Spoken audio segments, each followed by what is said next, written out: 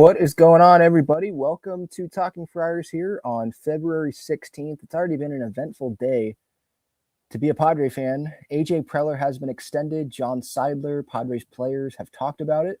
So I'll play some sound from that, give some thoughts on that. Ty France is back. He has been signed to a minor league deal. So before I get to it, I'm going to need the chat to help me out here. Please let me know if you can hear me in the chat, because there were problems on my initial Preller reaction this morning, so I wanted to give another one here so everyone can hear me. So I just took out the microphone and perfect, we can hear. Awesome. Thank you, guys. All right. So first, I think I should just re-say my thoughts on the Preller extension and get into AJ Preller bringing in Ty France. So let's start with the AJ extension. I'll be here till probably my laptop dies because I owe you guys this, because my mic sucked on that Preller reaction. So I apologize for that. And I think from here on out, I'm not going to be using the mic, and I'll just be, I'll go back and I'll listen to see how I sound here. If I sound good, then I'll probably just stick with this because I want you guys to just be able to hear me. And then I'll probably go invest in a new mic, obviously. If that sound quality is better than just me and earbuds, if it's just me and earbuds and that's better than a mic, then I'll probably just stick with just this. Because what matters is you guys actually hearing me. So AJ Preller this morning, it was before 7 o'clock in the morning, and we ended up hearing from Seidler, John Seidler, that is, that this extension was agreed upon yesterday. And so they agree on an extension. It's a multi-year extension, but the thing is Eric Grupner made sure to jump in today during the media scrum that they're not going to disclose how many years it is. My assumption is that this extension is through 2028 because that lines up with Craig Stammen. Craig Stammen signed a 3-year deal, which is typical for most managers. He signed a 3-year deal before he officially, got to spring training and all that. So that would mean 26, 27, 28. If you're AJ and you're signing an extension, I would think you're going to want more than just through 2027. I guess there is the possibility that the new ownership group that comes in would want AJ Preller to only sign through 2027 so they can come in and have a full season once they come in to see how he operates and see what the club looks like, and then they make a decision. But if I'm AJ, I have leverage here. I know other clubs would be interested in me if I don't get the years that I want. So at least I would be shocked if it gets leaked and we learn that AJ Preller's locked up not through Craig Stammen's contract. Now, getting to the extension part of this, I love it, obviously. I think people that know me know that I'm a huge AJ Preller fan. I think that, a lot of it starts with, because, this is the best part of Padres history that I've been a fan of, if that makes sense. I was born in 2003, so this is the most success that we've had.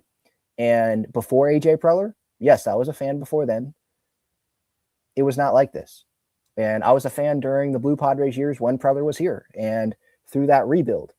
And some things didn't work out, but what we know from AJ when he's entered that phase of trying to win, what we know is he's always going to go for it. And that was something that a lot of Padres players mentioned today when they talked to the media about AJ Preller being extended, is that we love him. We know he's going to go for it. I think Craig Stammen talked about that in his scrum. And so I'll be going through a lot of notes on what those players said and what John Seidler said, what Eric Grupner said today. But just overall, it's a happy day to be a Padres fan. I know some are anti-Preller, but AJ Preller's job is to put the Padres on paper in the best position possible with the limited resources or limited budget that he has, right? He has restrictions on him. His job, go out there, put the Padres in the best position possible to go win a World Series. And is it going to look better on paper than the Dodgers? No. The Dodgers are in a different circumstance. They have a totally different situation than the Padres do. All I know is AJ Preller's been big in acquiring future Hall of Famers on this team, and the Padres would not be where they're at. They would not have back-to-back 90-plus win seasons. 2022 NLCS appearance, that wouldn't have happened without AJ Preller. That's what I know. And, Manny said it in his scrum today when he was asked about Preller. By the way, credit to Manny. Manny says he wants something, it gets done the next day. It happened that day. The agreement happened yesterday. Manny talked yesterday morning. saying it's kind of weird that Grutner gets an extension, but then AJ doesn't. Like, what's going on there? And then an extension happens. So love that. But yeah, like with Preller, every year when they're trying to win, they're in it. They have a chance. It's up to the players to go do their job and execute. And players would tell you themselves that they've got to do a better job at doing that. But there's nobody else that they'd rather have running the show than AJ Preller. And Manny talked about it, how AJ Preller, how much he cares about this team, how much he cares about winning for this city. There's nobody that cares about it more. And that's Manny talking. That's someone that's in the building, someone that has a relationship with AJ Preller. And maybe it's easier to say that when you've been given a couple $300+ million contracts by that GM. But I'm going to take him for his word. And from all we've seen from AJ, whether it's the pictures from those that cover the team about him out there at spring training on the backfield, him always on his phone. It could be the playoffs just ended and he's on the phone at Wrigley on his phone. It could be after a game, before a game, he's walking out there in the outfield in his basketball shorts and his bucket hat, his what is the brand? Billabong bucket hat, and his sunglasses and his shirt, and he's out there on the phone having a conversation, trying to make the team better, probably. And it doesn't matter where he goes. Trips to Japan, trips across the country, scouting guys. Like, this guy cares so much. He doesn't sleep. The stories about, night of the trade deadline, right? They acquire Juan Soto. He's talking with the scout on the phone until 2-3 o'clock in the morning, I think was the story. And he falls asleep talking to the scout. And then he gets up early that morning to go to the ballpark and finish out that trade deadline. Like, this guy lives for baseball. He cares so much. And has he made mistakes? Yeah. And he'll admit that he's made mistakes. But I want someone that cares just as much as I do, maybe cares even more than I do about this team, to run this team. That's who I want running this team. And AJ Preller is that. So I think we're in a good spot. Like, I'll ask the same question that I asked earlier. You go around to the GMs that would be available right now. Who are you picking that would put the Padres in a better position, guaranteed to put the Padres in a better position on paper to win a World Series over AJ Preller? There's not many out there. And those that you say, they're not available because those teams wouldn't let them go, right? So, yeah, I think I would put Preller in the same category as Brian Cashman. I think it's one of those things that maybe fans wouldn't appreciate them as much as they should until that person's gone. I think that's one of those situations for those that don't like Preller, but I think a lot of people like AJ Preller. So I'm super happy that he's here. He's never going to stop trying to make this team better until we get that World Series. And then after that, he's going to want another one. Did it take too long for this extension to happen? Yeah, it took too long. But Manny spoke, and that's all it took, and an extension's done. So great news there. Great day to be a Padre fan. And then Ty France comes back on a minor league deal, and it wasn't that long ago where Padres players, you looked at that depth that we had there, that first base position, or lack of depth. Gavin Sheets, it was Craig Stammen at FanFest not long ago saying, yeah, Gavin Sheets, he's the first guy at first base. Like, he's our first baseman. And then what happens? They get Miguel Andujar as an option. They bring in Nick Castellanos on a deal that Manny was like, I mean, that should get Preller an extension right there. You get him for less than $1 million from the Phillies, and he could end up being a middle of the order bat for you every day in this lineup. And that guy plays 150+ games a year. And you got Ryan Goins already working with him. I mean, it was before 8 o'clock in the morning yesterday, Castellanos' first day in the Padres camp in Peoria, and you had Ryan Goins working with Castellanos out there at first base. So I think that's someone that's motivated to want to help this team. Then you have Ty France come in. So look at the options now that they have. And Ty France is someone that I know a lot of people, like, the first thing when you bring a player in, you look at their bat. He won a Gold Glove last year. And I know he didn't play that much with Toronto, but you have three options in Sheets, Andujar, and Castellanos, who may not be the best defensive first baseman, but then you have Ty France. So if those options don't work defensively, you can bring Ty France in late in games to play at first base if he's on the roster. You can have him play first base the entire game. If you like a matchup better and you want Gavin Sheets as a lefty in the lineup instead of a righty in Castellanos, a righty in Duhar, you can do it that way. What I will say is now with this option of Ty France, the addition of Ty France, now you've got 4 guys competing for 3 spots because I don't think all 4 are going to stay unless injuries happen, right? But you've got 3 spots. You've got a bench spot for power, bat off the bench. You've got DH, starting DH spot, and you've got first base. 3 spots, 4 players. And then you can throw in, the Jose Mirandas, but he's more of, right, El Paso player, right? So that's going to be a very interesting battle. There is a real battle going on here in spring training. And so that's going to be fun to watch. But yeah, adding Ty France, it's one of those, especially when it's a minor league deal. Why not? Right? It was, Griffin Canning, why not? Herman Marquez, why not? Nick Castellanos, why not? If it doesn't work, then it doesn't cost you very much money. Like, whatever. Preller obviously had restrictions on him, and so he's doing the best job that he can to put this roster together with guys that definitely have a reason to perform well this year, and they're on a contending team. And sometimes that brings out something different in you when you're on the Padres instead of being on the Colorado Rockies. You obviously combine that on the pitching side with someone like Ruben Niebla, who's the best, one of the best for sure, pitching coaches in baseball, and Preller believes in this pitching group. You do that, and you could end up having, a real success story there on that pitching side to be the 5th guy in the rotation.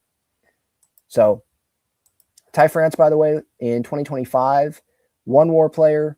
The numbers aren't going to stick out greatly offensively. It's a below average offensive player. If you look at the OPS plus, it was at 88 last year.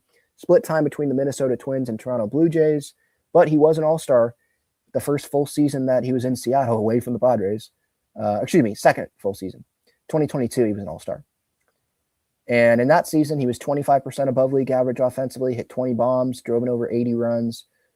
I don't think he's that much of a power hitter, especially when he comes back to Petco, so I'm not expecting that, but it's someone that you could probably plug in. I don't think that's a middle of the order, but I think that's someone that you could put in maybe behind Xander in the order. I'm just thinking of a random righty in the order that's probably not going to be top of the order. Put him in there, and it's not the worst. Definitely not the worst option. Actually, I should probably think of a lefty because Ty France is a righty. My bad. Crony. Let's say, put him behind Crony. You could have Sheets, then Crony, then Freddie Fermin, for example. So yeah, it's why not? Maybe I don't know if it's just totally a minor league deal, or if he has to make the club, or he can then, if he doesn't make the club, then maybe there's a clause like Marco Gonzalez has where he can go sign with another big league team. But my real question, like when I saw, because I was reacting to the Preller news when my mic wasn't working, so apologies for that again. But I was reacting to the Preller news when I saw Ty France sign, and the real question with me was like, he's fine in the clubhouse, he's fine with everybody else, but is he fine with playing under the GM AJ Preller? Because AJ Preller, according to The Athletic, years ago when Ty France got traded to the Mariners, weeks before that, he reportedly told Ty France that he sees him as being a big part in the Padres' future, and then he ends up getting traded. And sure, things change, it's a business, but how would Ty France feel about that when he was lied to? Or at least that's how he could look at it, is that he was lied to. But Craig Stammen's a former teammate of his, and obviously he knows Manny, Tatis, Crony, like a lot of these guys he does still know. And he was just in the World Series with the Blue Jays, so he wants to win. Like, he's close. He was close to being a World Series champ. So being at a place that, I don't care what Dodger trolls are going to say, like, we have a shot to be a postseason team. If you make the postseason, you have a shot to go win the World Series. And he believes in himself to compete for a job, a spot on this 26-man roster. And yeah, that's what there is to it. Like, I think Gavin Sheets is going to make it. So let's say that's one spot of the 3. I think Andahar is given $4 million, so I would think that he would make it. So that's 2. So then it comes down to Castellanos and Ty France. Castellanos, that's a major league deal, I think, because it's the veteran minimum. I would think it's a major league deal, 1 year. And then Ty France has a minor league deal. So does Castellanos have the edge because let's say it's a major league deal? Maybe. Is Ty France okay going down to El Paso and waiting for an injury to happen? Because an injury probably will happen. It may not be to one of those three guys, but it could be to somebody else who's starting. And then he immediately will get called up and he can go, really impact this Padres team. So that could be his thought process. But yeah, it's a why not signing, and it's going to be interesting. So we shall see what happens with that. But yeah, let me go to the chat here, just see if there's anything going on real quick. Again, apologies for the mic issues earlier. I used the mic yesterday. Yeah, yesterday, and it worked. It was fine. So yeah, I don't know what's going on there, but I think I'm just going to go with the earbuds from here on out as of now, as long as the audio is good, and that's what I care about. By the way, I don't know if you guys are in San Diego, but it is raining pretty good. I can hear it. I can hear the rain coming from outside. So stay safe out there on the road if you're driving. I know people, when it's raining in San Diego, they just, I don't know how to drive. Ray says, I expect the players to be supportive of AJ. It's to the players' benefit. Yeah, it is, because he likes to bring players in and give them big contracts when he has the ability to do so. And players want to win, and they're going to be playing under someone that is going to do all they can to make this team better and try to win. Kirsten says Padres will be in for sure for Skubal and Joe Ryan. I don't know about Skubal. I don't think they're giving Skubal $400 million. That's a lot to ask for. I think this is a Dodger troll. Castellanos' contract comes with a complimentary trip to Cancun for September with the team. Well, the season doesn't end in September, so it doesn't make a whole lot of sense, that comment. But hey, Dodger fans, they're not the brightest bunch, so not surprising you don't know when the season ends. Someone mentions Theo Epstein. EB mentions Theo Epstein. He's not available. Yeah. If he was available, I think the Red Sox would have hired him already to like be in the Pobo role. But he's already part of the Red Sox Fenway Sports Group ownership group. He's not available. And if he was, maybe the Padres would go after him. I mean, talk about a super team.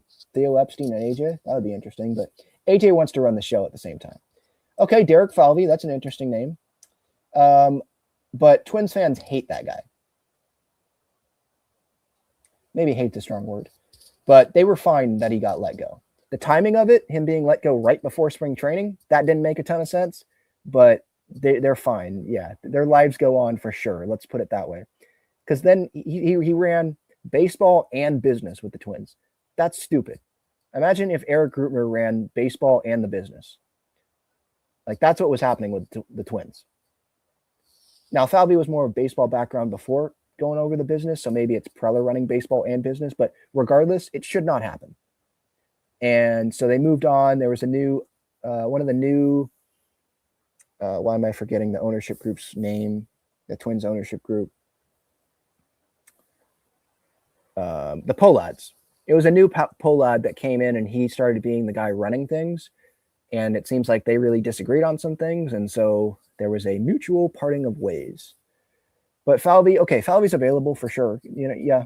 I don't think Preller's taken him over Josh Stein. And you'd rather have Derek Falvey over AJ Preller? What has Derek Falvey done with the Twins that's more impressive than what AJ's done? The Twins have had some success. They won a postseason series, but other than that, like, what have they done? They just traded away Carlos Correa, and I'm kind of surprised they still have Joe Ryan. Buxton doesn't seem to be the biggest fan of how things are being run right now. So, yeah, I'm good. But hey, at least you presented a name that's available. Thank you. I kind of forgot about that name.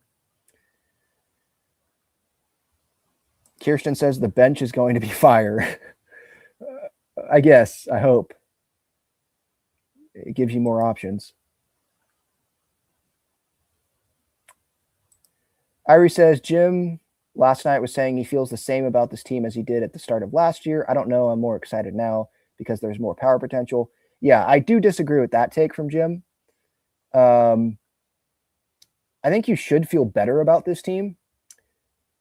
They have Joe Musgrove coming back healthy. They have Ramon Laureano the entire season. They didn't have him at the start of last year. They didn't have Mason Mill at the start of last year.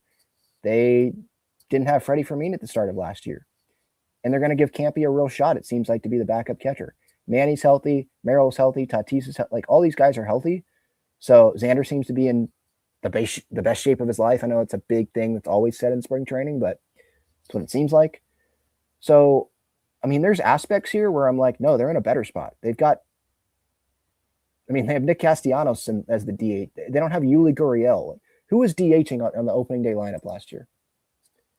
Let me look this up. Padres schedule 2025.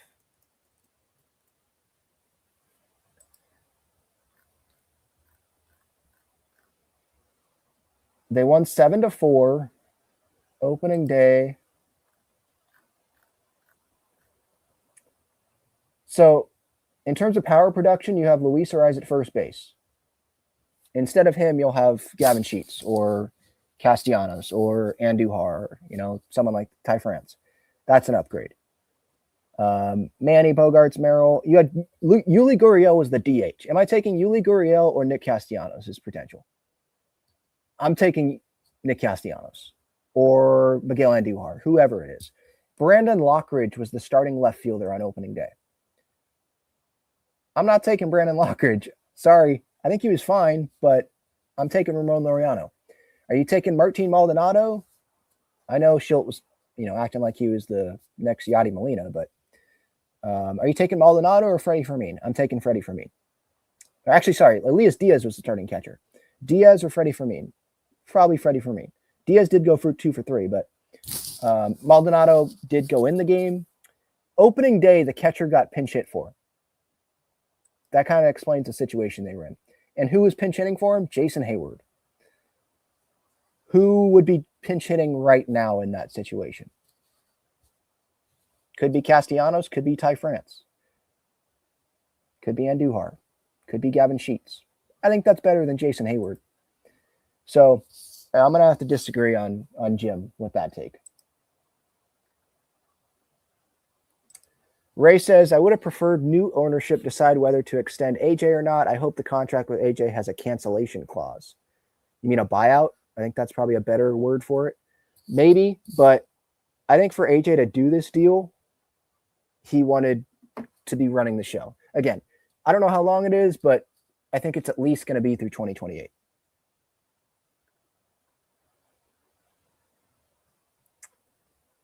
Yes, we will get to this. Cobra says, John says he wants someone with ties to San Diego as the owner.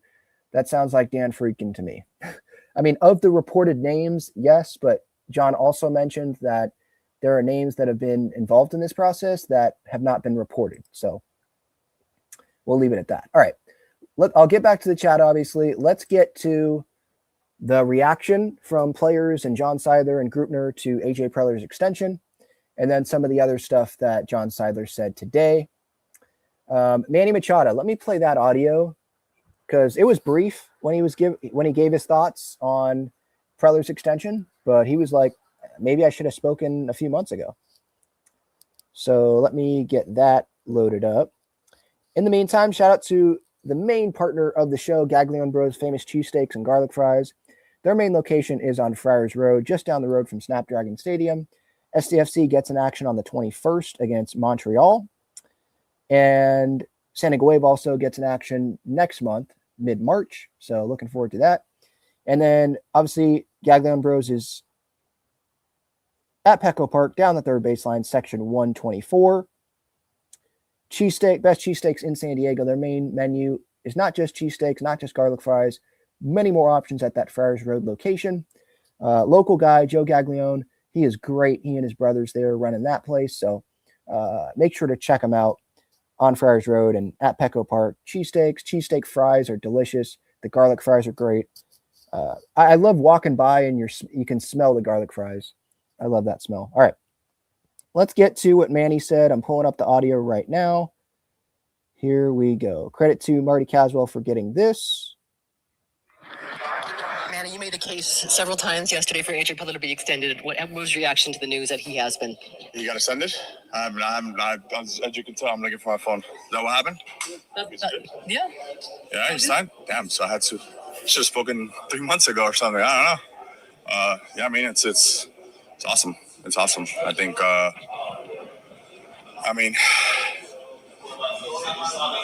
don't know anyone that loves this organization and cares about this organization, cares about this franchise, cares about these players in this clubhouse more than that person.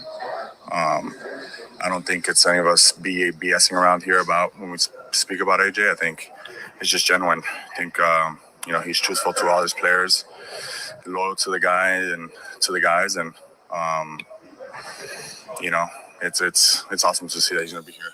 I think he started this all, and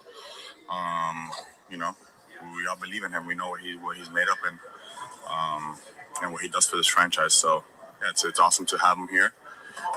And to continue to help us succeed at the highest level, and to continue to build to bring a championship to the city of San Diego.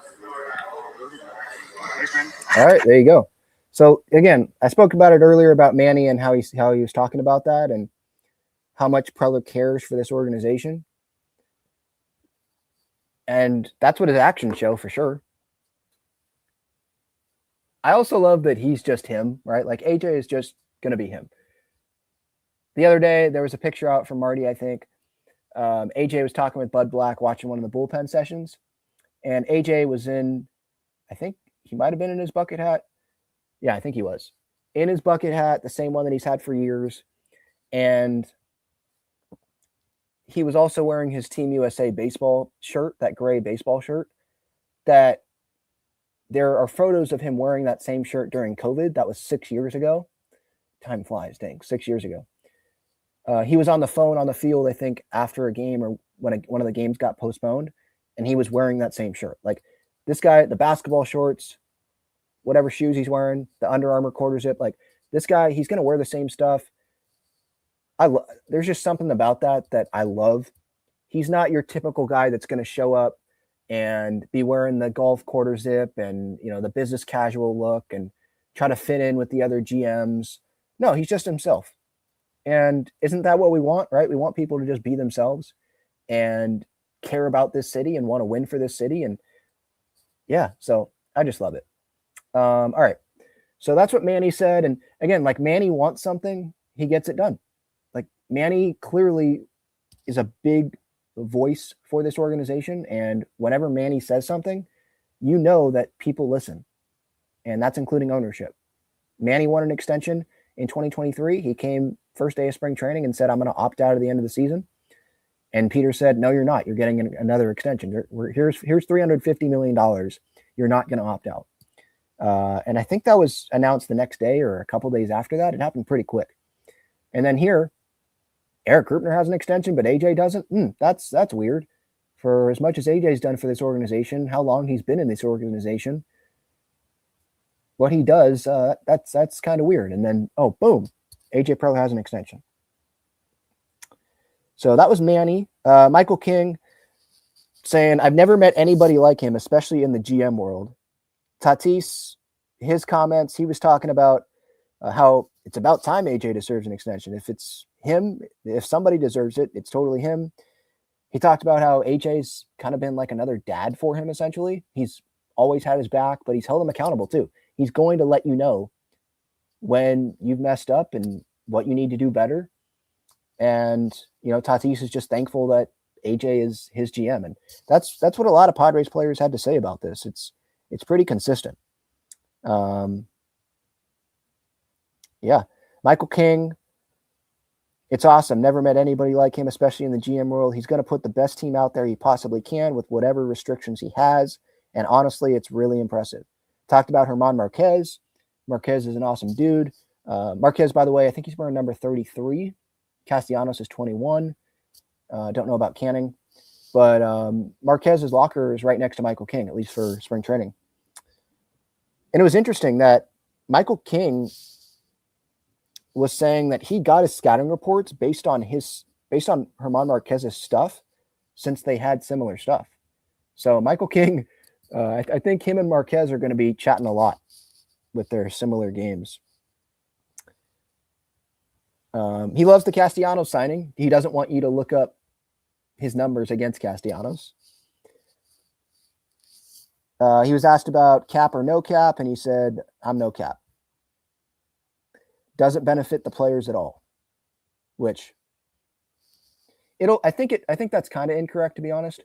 I think it would benefit some of the smaller free agents, the 1-year deal guys, maybe, that a team, I don't know, the Rockies, they need to meet that salary floor.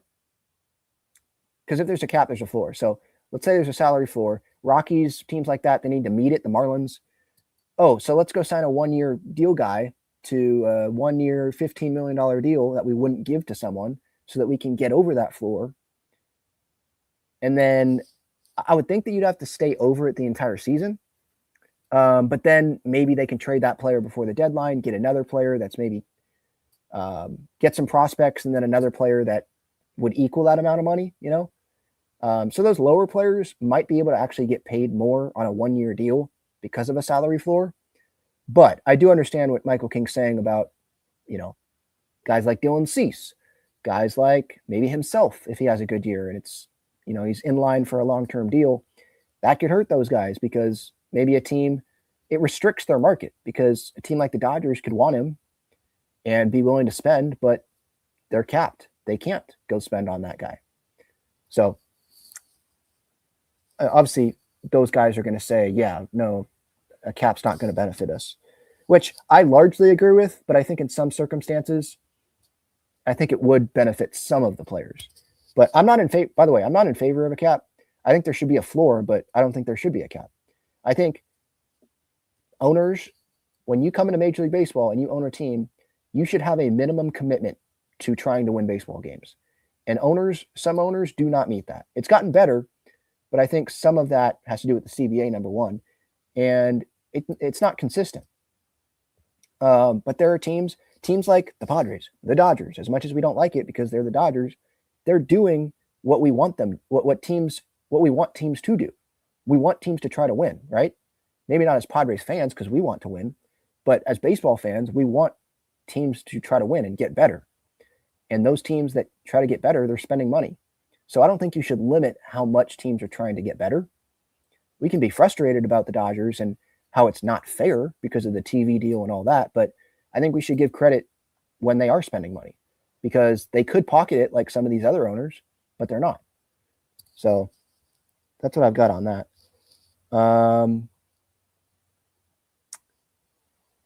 King is throwing a live BP today if the weather's good. I think the weather's probably better than it is here. Musgrove, by the way, he is also throwing a live BP today. I did see that. Xander Bogaerts, he had his first scrum of the year. Preller's done a lot for the organization, very deserving of the extension. Always puts us in a good position. He did a lot of ab work and running in the offseason. He's playing Manny and Tatis. Is there one other guy? And the Dominican Republic in the Netherlands in their third WBC game. Usually Netherlands is in Asia, but they got the harder pool. But he's hoping that Netherlands can be that underdog and upset the DR. Last year, last WBC, the DR, they didn't make it very far, right? Did they even make it out of their group?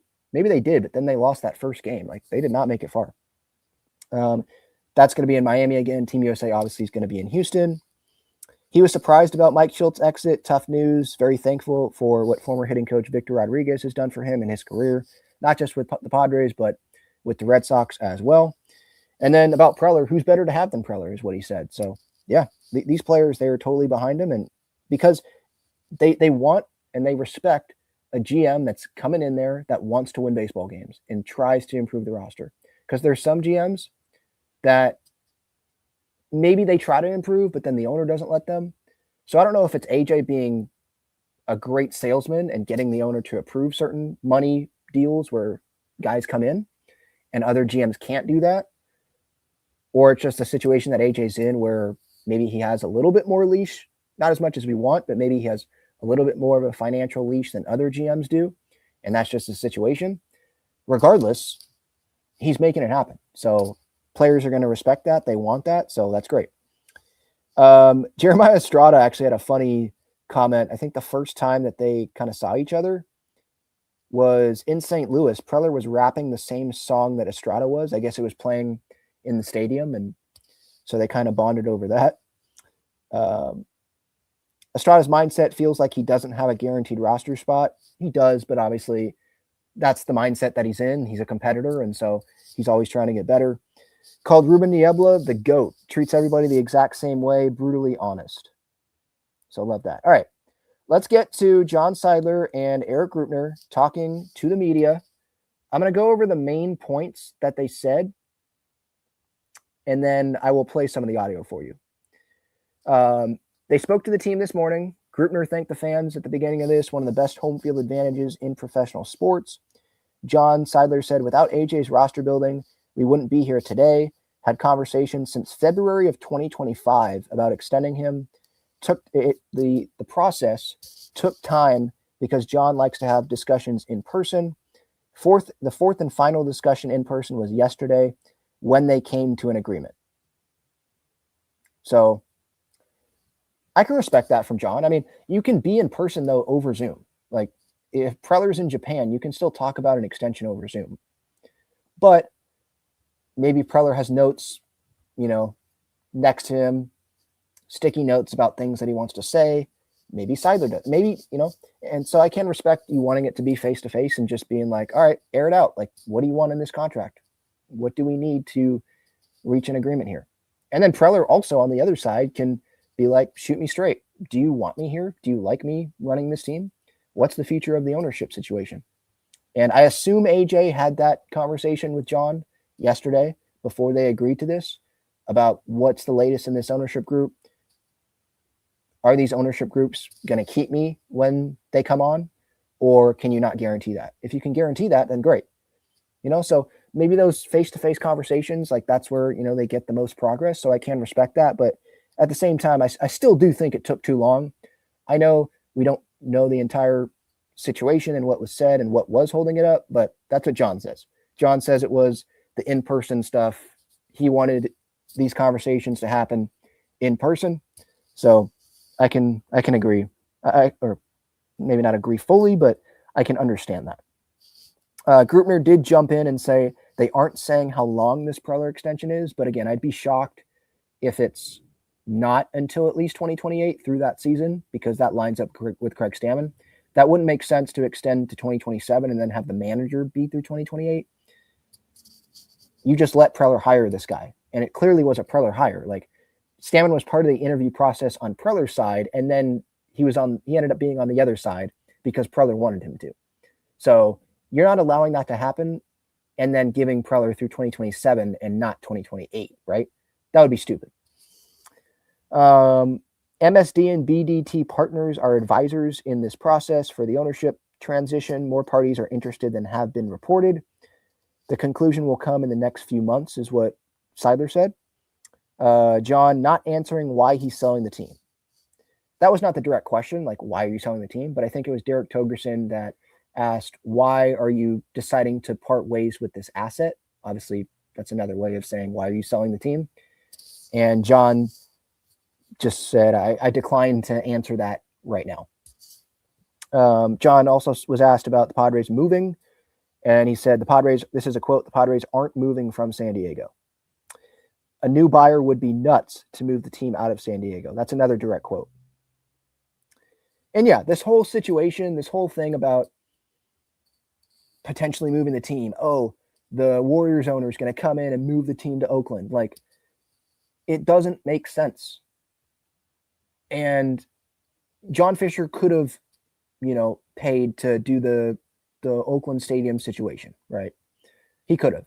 He pulled the Spanos, and my heart breaks for the Oakland A's fans because they are great baseball fans, and they seem to really be diehard A's fans, right? Those that supported the team day in, day out when the team was there, right?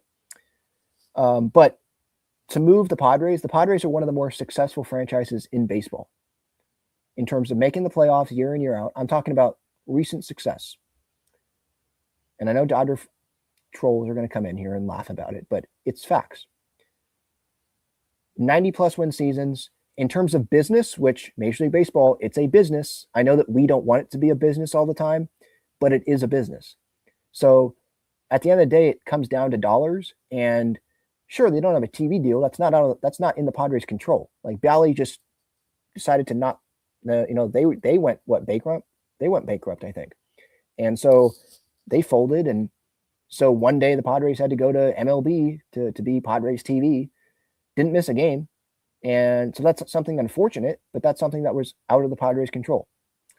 And so what they can control, though, is putting a good product on the field, and that's what they're doing. And the fan base is selling out day in, day out. It doesn't matter if it's a Tuesday night against the Marlins. There's a sellout. So to move, they have the best stadium in baseball, the fan base, like all this, to move that to a market in Oakland that should, I think, just get an expansion team. What are we doing, right? That just doesn't make sense. And the Padres, they're the number one team in this market every year. Like the sales off the charts from everything that we've heard. I agree with John. Like a new buyer would be nuts to move the team out of San Diego. But what I will note is that he was asked if like it will be put into this agreement with this new owner that he's not going to move the team. And John Seidler would not say on the record that, yes, we're putting that in there. All he said was this new person coming in would be nuts to move the team. But he didn't say that, yes, we're putting it in the agreement that you cannot move this team. I think personally, obviously, and I'm biased, I'm from San Diego, obviously, born and raised, family has season tickets, and I think also it would be stupid even if I didn't have all those things attached. I don't think it would be smart to move the team anyway. I think you should have that in the agreement. Like if you're actually trying to fulfill Peter's vision, and sure, let's say you don't have the money, so that's why you're selling the team. Or maybe you just don't want to own the team anymore, but you want to root for the Padres, whatever. If you want to fulfill this vision that Peter had, would Peter have moved the team? No. Never would ever think about moving the team, right? If you brought that up, he'd slap you in the face. Maybe not. He's nice, but you get my point. So you should put it into that contract and say, all right, Padres fans, I know I couldn't fulfill this vision of keeping it in the family. We don't have the money, but the best thing that I could do leaving this was give it to a person with San Diego roots, give it to a person that has more money, deeper pockets, that's going to spend money and put a better product and keep trying to put a really good product on the field for you. And I put it in the contract that they cannot move this team within the first 10 years or whatever of their ownership group to guarantee like it's staying here for a long time. And by that time, there's probably going to be a TV deal back, whether it be with Major League Baseball or with something else, and they'll be in a better financial situation, you would think. That's something that I think should be a non-negotiable in this. It should be you're not allowed to move this team. You're buying this team because you value that it's in San Diego, and that's a part of it. You're not moving this team. I don't think it's going to happen anyway, because again, I think it's just stupid. But you just never know in sports. So I truly do hope that is put in the agreement. But maybe John is just like, I want to be done with this, so let's just get it done. And if they move the team, he can just say, well, I didn't move the team. I said publicly I didn't want the team to be moved. I said publicly that it would be nuts for this person to move the team. And he can say that this person told me verbally that he wouldn't move the team. And maybe they didn't get it in writing, but that's all that he would have to say to be like, oh, that's not my fault. I hope that day never comes, obviously. So, but I'll tell you this, like near term, that's not going to happen. The team's not going to be moved. I think that's a guarantee. And first, like Major League Baseball, by the way, with expansion, they have to figure out the Rays situation. They have to figure out all these stadium situations first before they go get another expansion team, right? So, yeah.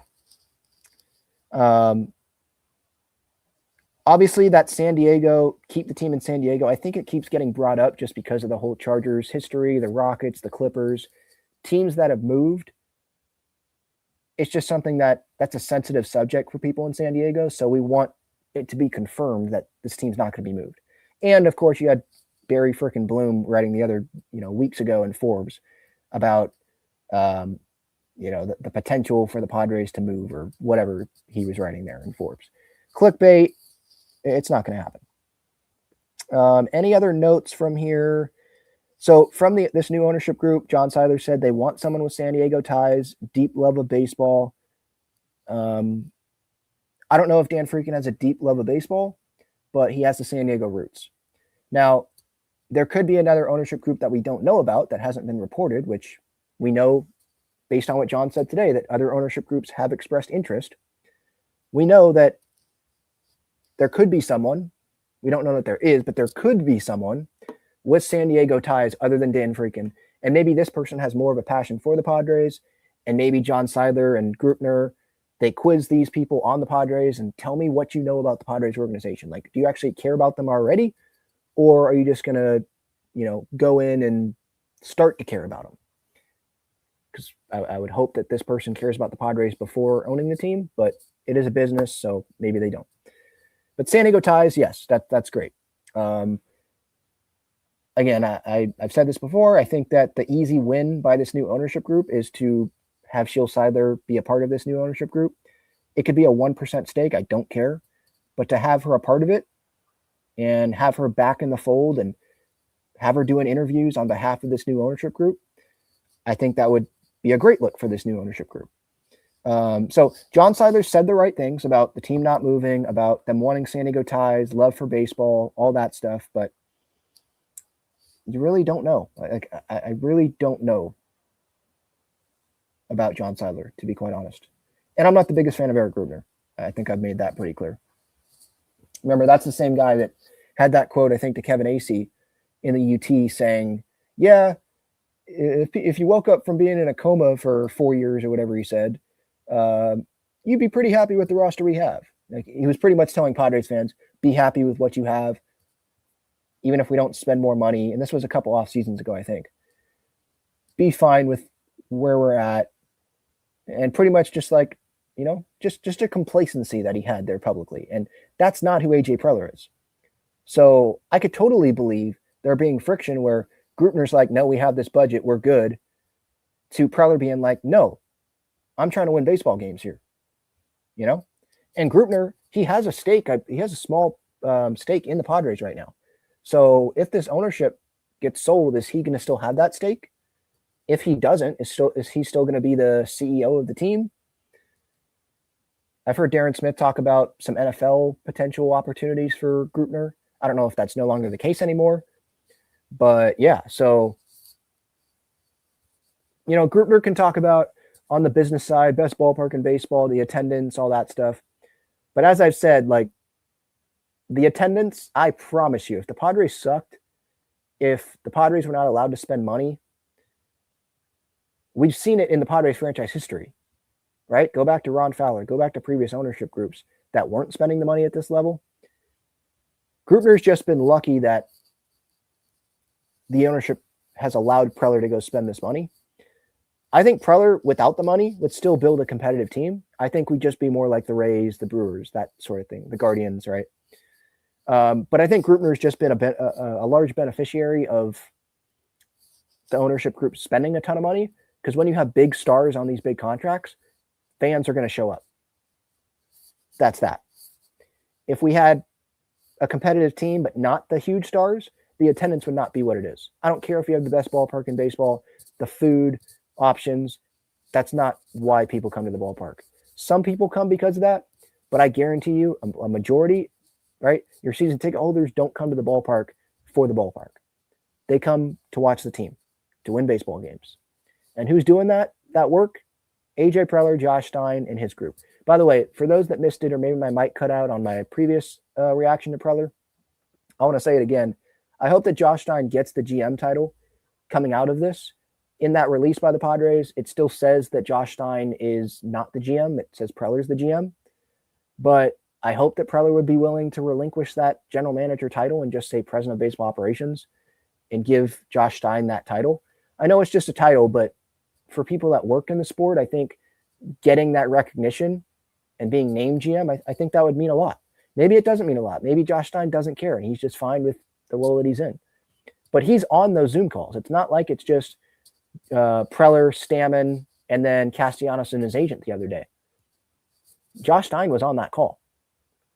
So he's important to this organization. And it seems like those guys communicate all the time. You see Josh Stein, if you know what Josh Stein looks like I do, you know that he's down there by the dugout before games all the time. So he's involved. He's big in this organization. And I hope that he gets rewarded. If he doesn't get a title change and he doesn't care, I hope that he gets a pay raise. Because I would imagine in this contract that AJ Preller got a pay raise. So, sometimes in college football, the head coach is like, hey, I'll sign this, but you need to pay my assistants more too. Or they sacrifice some money on a deal to be like, hey, you pay my assistants. Maybe that's the case here. I don't know. But I just wanted to give some love to Josh Stein there because he does deserve it. All right. Let's go to, I think I got through all the notes, the relevant notes in what John Seidler and Eric Grupner said there. Again, they're not commenting on the specifics of Preller's deal, how long it's going to be. I'll get to Stammen. His notes, it was like 3 minutes today, said Musgrove's in a live BP today. The Preller extension was not a distraction to players, those people in that building. It was really only a distraction when the media kept bringing it up. He obviously loves the Preller extension. Because he knows the Padres are going to be in it. They're going to go for it. And Preller is someone, let's remember, when Stammen was a player, he signed Craig Stammen. He went and signed Craig Stammen on, I think it was, a minor league deal at that point? Because Stammen wasn't, I think he may have been coming off of injury. He wasn't coming off of the best years with the Nationals. And the Padres took a chance on him, and now look where they're at. Obviously, Preller believed in him to be the manager. He took him out of the conversation of interviewing guys and said, no, I want you to be in the interview process. I think you should be the next manager of this team. And then he went and talked to Craig Stammen's wife on Zoom, and it was like, what do we need to tell you to make this work? So, yeah, Stammen definitely has Preller's back, that's for sure. All right, before playing some audio here, from, I think, John Seidler. I'll play some audio. I did want to shout out the other partners of the show. Breaking Tea, they have Padres and Aztecs shirts and sweatshirts. Click the link in the description for them. They have an AJ Preller is a Legend shirt, by the way, that they got inspiration from myself and my mom. My mom made me that shirt, actually, that trade deadline, the Juan Soto trade deadline, and I wore it to the ballpark, and Breaking Tea saw it, and then they reached out and were like, hey, can we make that shirt and sell it? And I'm like, yeah, sure. So that shirt is still up there on Breaking Tea. So if you want it, AJ Preller is a Legend. It is up on Breaking Tea's site. So today's a good day for that, by the way. SeatGeek, code Talking Friars, $20 off your first order when you sign up with your email address. Again, code Talking Friars. They've got $20 off your first order when you sign up with your email address. And Freestyle Cut and Stitch. They have a pop-up going on today in Mission Valley. Go on Freestyle Cut and Stitch's Instagram. Actually, I'll pull up some details on that right now. They have a pop-up shop going on right now.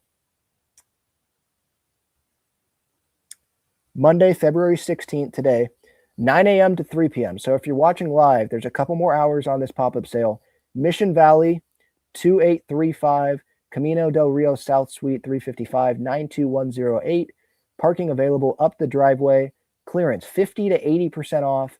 There's pre-orders and save for the new season in store. So again, Freestyle Cut and Stitch. Sean, he's a local San Diegan. I've met him multiple times, talked with him. Great dude. So they've got some great customized basketball jerseys there. You can custom the name, the number, all that good stuff. They've got players on the back, some cool colorways. So if you want something that's way cheaper than a Padres jersey at the team store, and it's something that's pretty cool to wear, go check out those basketball jerseys. All right. Let's get to the John Seidler audio here.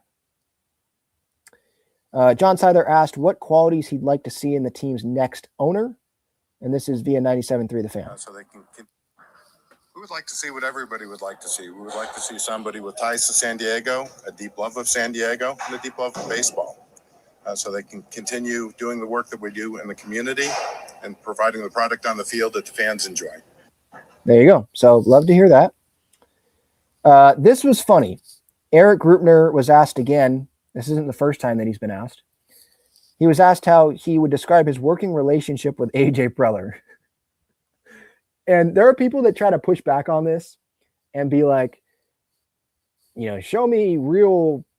Someone today on Twitter was like, show me real evidence that supports that Preller and Grupner don't get along, other than Rosenthal and Lynn. I think this guy called those guys clowns. And I'm like, all right, come on. Dennis Lynn is not a clown. And I trust Darren. I think Darren Smith has talked about it on his shows before. And I think this kind of shows it again. It's kind of the same answer that Grupner's given before. Deep mutual respect is like all he has to say when he talks about AJ Preller and his relationship. I would characterize it as deep mutual respect. I think when you go through the highs and the lows of building something like this, coming close to winning championships, but not yet breaking through, I've got a tremendous amount of respect for him, what we've been through, what we're trying to build, and ultimately what we're trying to do. And so, he and I are in constant communication along with John, and all key decisions that we're making as an organization, are conversations that we're all having. And so, we've had a lot of success, and I think that's a testament to the strong working relationship that we have, and excited for that to continue. Sure. Deep mutual respect. No, I think AJ's not a big fan of Eric Grupner, to be quite honest. AJ's just someone that he wants to win, and he doesn't want to operate in budgets. Do you want to win or not? I think that's his mindset. And I think Grupner, with some past comments that he's made, that's not what AJ would ever say. So I think there's some not alignment between those two. I think that's pretty clear, but maybe that's just me. We'll see. Let's go to, is there anything else relevant that John said? John Seidler confirmed the Padres will not be relocated. Here's the audio of that. Say whether or not the contingency of the sale of the team will be long-term stability for the Padres in San Diego. The Padres aren't moving from San Diego. It's just general. John, can you? There you go. The Padres aren't moving from San Diego. Some of these responses have been short and they don't really come off as super passionate. But like Peter spoke differently. Peter's different. I probably should stop measuring people to Peter because we're never going to get another Peter Seidler. But sorry, it's in the same family. You're his brother. He used to be a Dodger fan. I get it. And I think it's fair to say he doesn't want to be the main guy running the show. He doesn't speak to the media. I mean, the one time he speaks to the media is today. Like, that's the one time.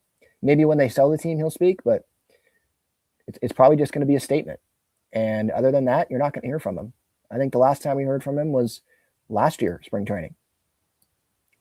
He goes to the press conferences, like the Michael King deal. Like, he was at the press conference, but he doesn't speak to the media in a scrum after. He's not on the dais talking. And some people are like that. They don't want the spotlight. But I just don't sense the same passion from John Seidler, to be honest, that you got from Peter. So, yeah. All right. Let's get to the chat, starting with the super chats. Super chats I'll always get to once I see them pop up first. So thank you so much. HBBBVPPPPJJJJ says Dodger fans are tubby 6th grade dropouts. They're not the smartest bunch. That's what I'll say. Some of them are, and they know what they're talking about, and they're funny. And I respect some of them, but some of them I don't.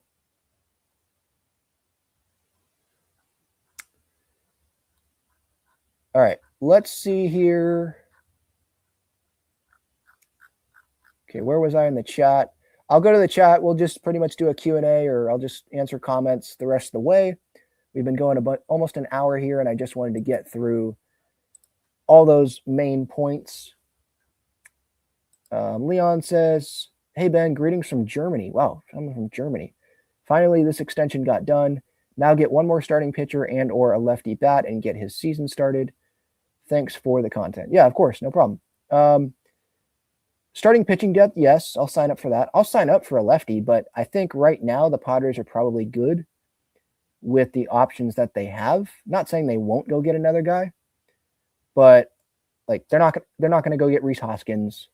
I think they're good on righty bats. Like they have Castellanos, they just added Ty France, they have Miguel Andujar. So it's 3 righties compared to 1 in that competition, right? You got Gavin Sheets as the lefty, so you probably want to bring in another lefty as another option. But like right now, I think we know who the bench is, at least the options for the bench, and we know who the DH and first base options are. I don't think you're going to see significant additions there offensively. I think they're pretty good right now. Injuries can happen. Obviously, there's the WBC. Things could totally change, but that's how I see it right now. Yeah, I agree. I think the Padres bench is complete. Let's go Friars. EB says Machado complimented the Dodgers spending. He said he wished the Padres spent more money on the team. He might as well said he's tired of being with a broke team. I don't think that's exactly what he said. He praised the Dodgers. Pretty much all he did was I effing love what they're doing, and I think that should, every team has the ability to do that. And I think that all 30 teams should, I'm not quoting him because I forget the exact thing that he said, but all 30 teams should essentially do that same thing and take that Dodgers path. I'm trying to find his response. Let me try to go find his response to that. Yesterday. By the way, that Castellanos Photoshop the Padres did when they added him before he got his team picture, that was terrible. And maybe only the locked-in fans that pay attention to those realized it, because the first thing that I saw on that Photoshop was that's Mike Schultz's body that they put Castellanos' head on. Like, clearly. Castellanos does not wear long sleeves. Schilt wore long sleeves all the time. And you just look at his stomach and his arms were folded. Like, that just looked like a total Mike Schilt pose that they took in Media Day one of these past couple years.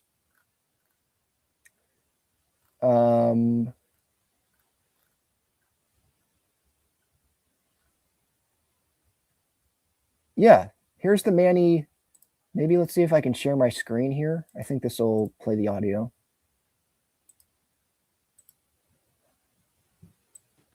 I fucking love it. I love it. I mean, honestly, I think every team should be doing it. They figured out a way to do it, and shit is fucking great for the game, honestly. So I think every team has the ability to do it. I hope all 30 teams could learn from that. There you go. Is that saying that the Padres are cheap? That's not what Manny said. So I think you're putting words in his mouth. Selective says Vasquez going off this year. We can still bring in Scherzer ? Yeah, we can. Well, I mean, maybe we can. I don't want to say yes we can because I don't know how much money that AJ Preller is operating with. But I hope we can. And Scherzer's, I don't know if the Padres are on his list of teams that he's okay with waiting going into a season. But if he is, then I think it could be an attractive place for him. And right now we could say, well, we've got depth, Marquez and Canning and May and Waldron and Vasquez with the 4 and Kyle Hart and these other McKenzie and Gonzalez. If Gonzalez doesn't make it, he could go to another team. And there's one option out. Guys can get hurt during spring training. And so this pitching depth could change real quick. So I don't want to rule Scherzer out. And those that know me know that I love Scherzer. So that would be awesome. The competitor he is. Having Manny, Scherzer, and Castellanos in the same, you could throw Merrill in there too. Bogarts is also pretty just straightforward with the media and what he's thinking when things are going wrong. So that would be an interesting. I think I would say this: members of the media would love to have Scherzer in that clubhouse. I think they love having Castellanos there already.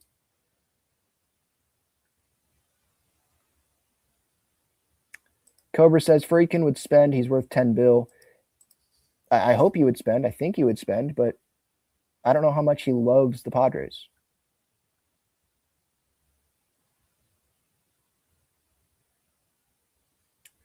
How will Musgrove pitch in 2026? He was giving mini home run derby sessions to batters in his last outings.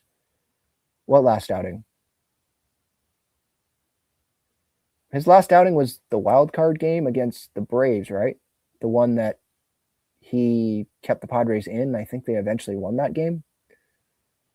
So, yeah, I don't remember that.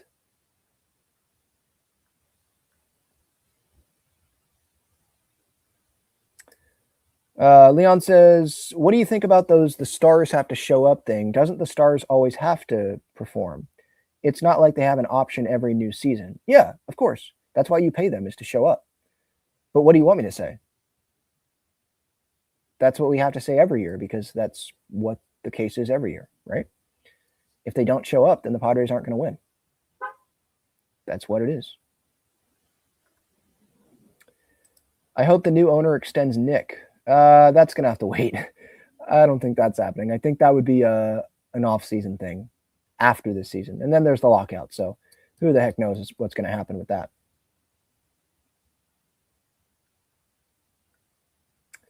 Whoa, someone's roasting my eyebrows. Okay, that's a new one. Ben needs a weed whacker for those brows. All right. This is how they are. I don't know what to tell you.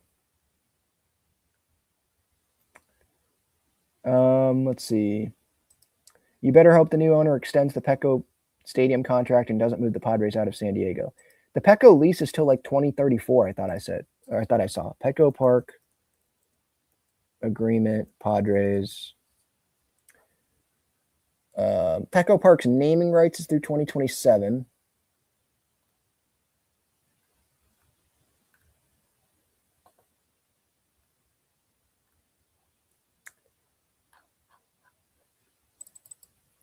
Padres lease, let me see, Padres lease with San Diego for Petco Park. Let's see if that shows up anything. I'm seeing through the 2033 season with options to extend through 2024, or excuse me, through 2044. So 2033, 2034, whatever year is actually accurate, whatever. But it's a long ways away that they have the rights to Petco Park, that the agreement is there. We're in 2026. So let's relax on that.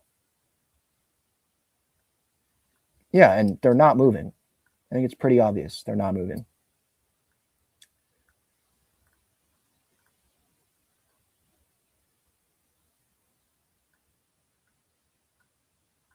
Let's see.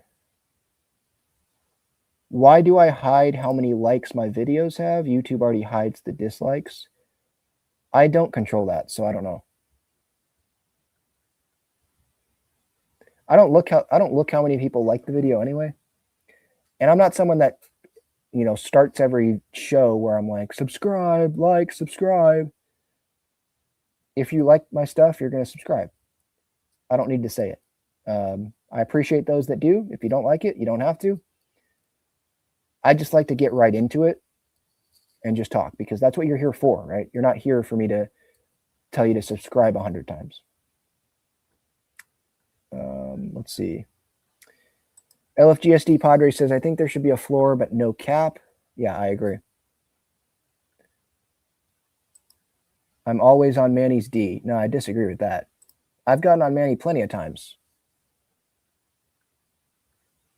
But I think right now, a lot of Padres fans love Manny. He is telling it the way that it is. He got the Preller extension done. I'm pretty sure that helped. Like, he called out John Seidler and was like, I know Grupner, I think, was under Katsenda, but he still called out the Padres ownership group and said, he didn't mention Grupner by name, but said, Grupner has one, but Preller doesn't. Kind of weird. He said that to the media and knew that that was going out to everyone and everyone would see it, including John Seidler and Grubner. Like, there's no way Grubner didn't see that.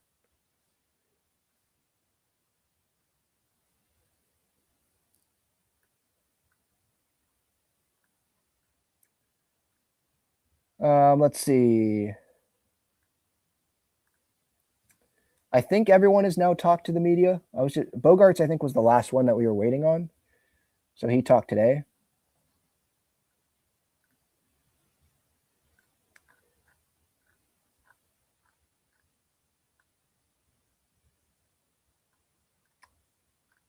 Anything else here in the chat?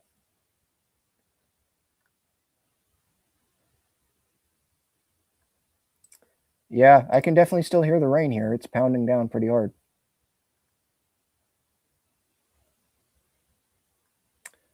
Carlos says, Ben lives in his mother's basement. He has plenty of time to read comments. We don't have a basement, so have fun with that comment.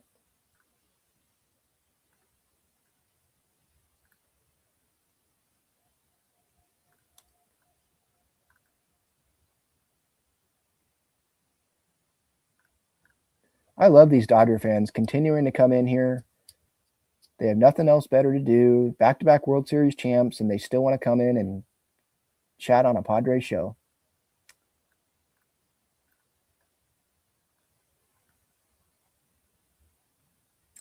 Ben thinks he can tell the new owners what to do. I'm a fan expressing my opinion. That's all.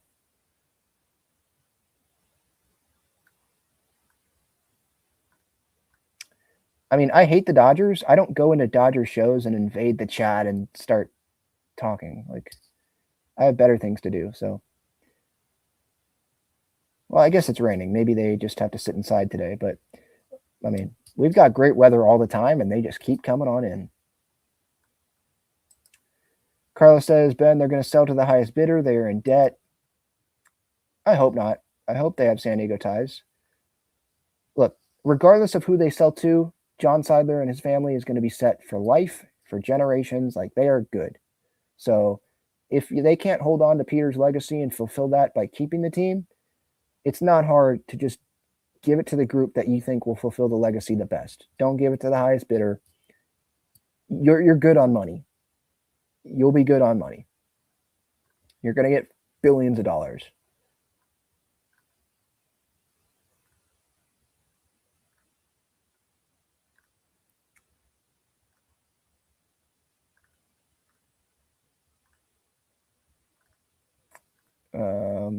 Let's see. Irie says, our offense is the Achilles heel during the playoffs every year. It's bound to break, hopefully. Yeah, I hope so.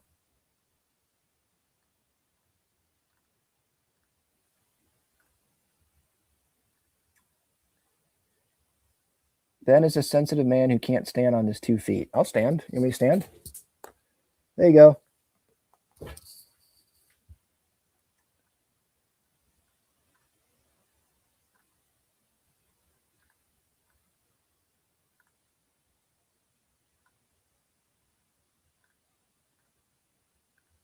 I think a lot of Dodger fans like me because why would you spend this much time on my show every day?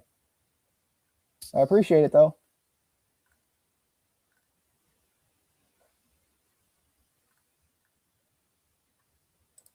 Irie says, I'm excited for Marquez. He could have a revival just mentally because he's been stuck at Coors Field his whole career.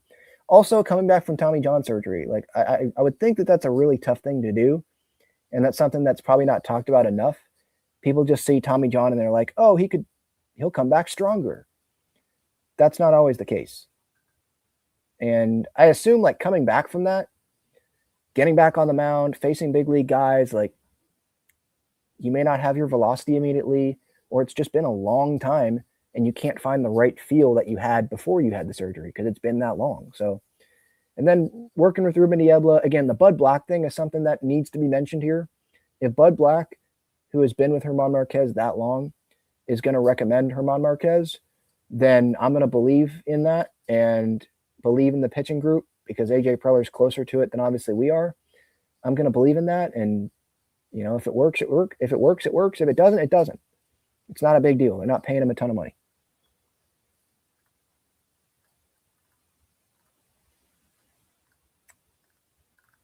All right, let's see.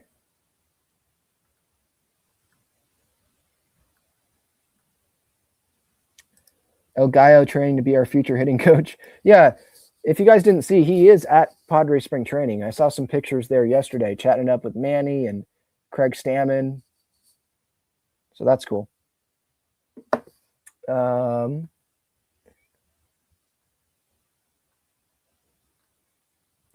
afternoon, Victor. Thanks for being here.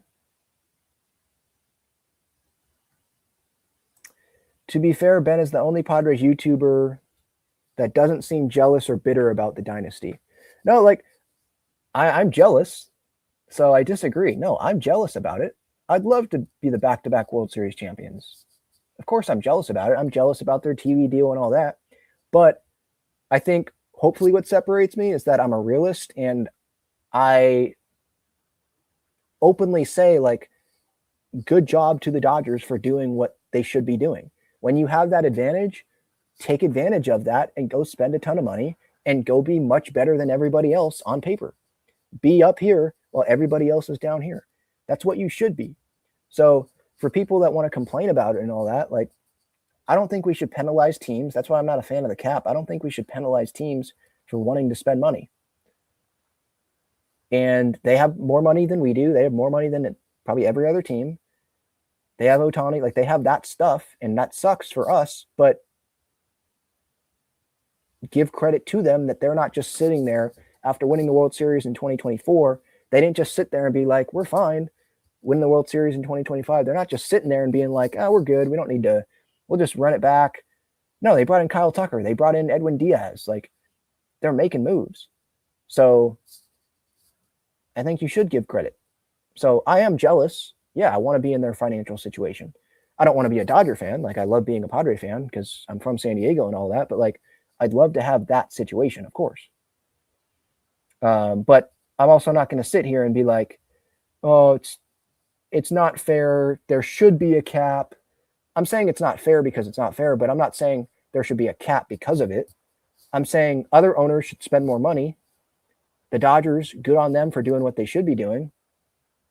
And it's baseball. Like, the Dodgers spent a bunch of money in 2023. Look what happened, right? The D-backs upset them. 2022, Padres, right? 2024, they shouldn't have won that series and then the Padres bats went silent for 24 consecutive innings. So that's how I feel about that.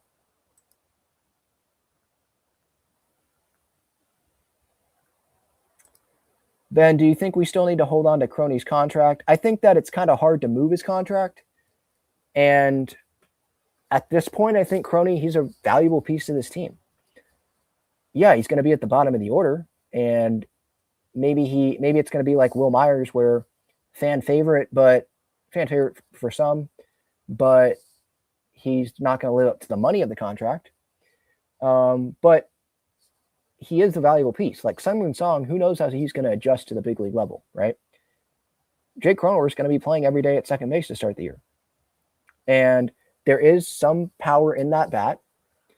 It's a left-handed bat, which there's a lot of righties in this lineup, but there's a lot of righties as options, as depth. And he can play short. He can play second. He can play first. He can DH. He can come off the bench. He can play outfield if you probably need him to. He could probably go. He's probably the third string catcher if you need him to. Like, the guy can play everywhere. And he's a team player. He cares a lot about winning. So, yeah. I got a lot of respect for Crony. And I don't think it's the Padres needing to hold on to the contract. I think right now they're just like, he's a valuable piece. Sure, we've shopped the contract, but we're not getting what we want. So let's just keep the value that he can bring to us because he is versatile. And yeah, I think that's the situation. Friar Fanatic says, disagree. Bring the cap. They have a clear advantage. Other owners aren't going to spend, and they do not have to sell. Wait, so you're saying the Dodgers have a clear advantage? Yes, they have a clear advantage, obviously. But let's say a cap. Here's the argument, right? Let's say a cap happens, the Dodgers are still going to spend up to that cap. Other teams need to spend more money. Like, I think that's what we're missing here is even if there was a cap, players would still want to go to the Dodgers. There are players out there that would take less money to go to the Dodgers. We see it probably every offseason that players take less to go to the Dodgers because they want to win. They still get a lot of money per year, but they take less total money to go to the Dodgers. Players would still do that. Let's be clear. Other teams have to spend more money. So let's say a cap happens, a floor happens. The Dodgers are still going to have an advantage over other teams because the Dodgers are still going to have a bigger TV deal than other teams. That's just what it is. So regardless of cap, no cap, the Dodgers are always going to have an advantage, I think. And it's not all about the money. Like, they sign the right players. And Bryce Harper said it the other day. I couldn't agree more.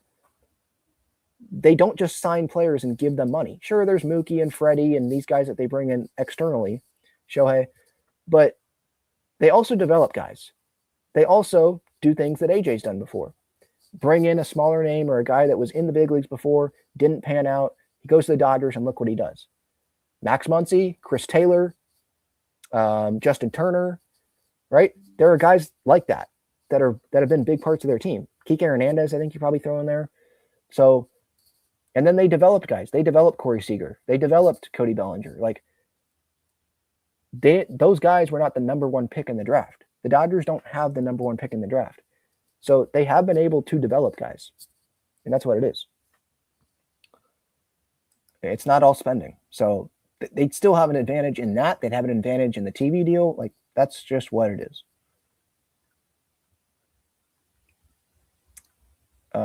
Let's see.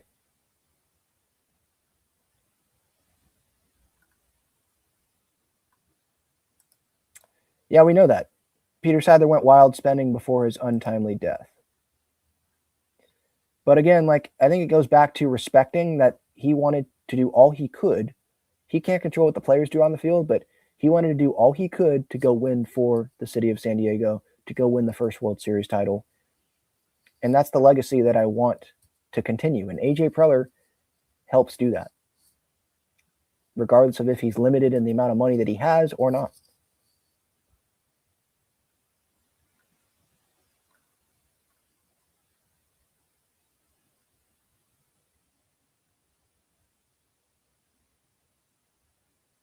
All right.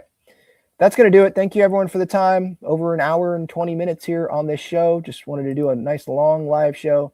Apologies again for that morning recording and the audio there. So hopefully podcast listeners listen to this one, and those on YouTube end up watching this one.